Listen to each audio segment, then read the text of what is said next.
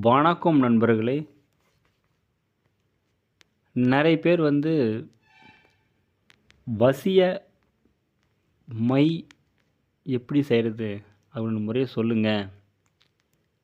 தொடு வசிமை எப்படி செய்கிறது அப்படின்னு சொல்லி நிறைய பேர் கேட்டிருந்தாங்க. அமாவாசை அன்று சிறியானங்கை வேர், கோரோசனை, வெள்ளர்கள் வேர், பச்சோந்தி, பிரம்மந்தண்டு, வெள்ளாட்டு நாக்கு, தேவாங்கு, சீதேவி செங்கிலி நீர் மற்றும் கருநாயோட நாக்கு, இது அனைத்தும்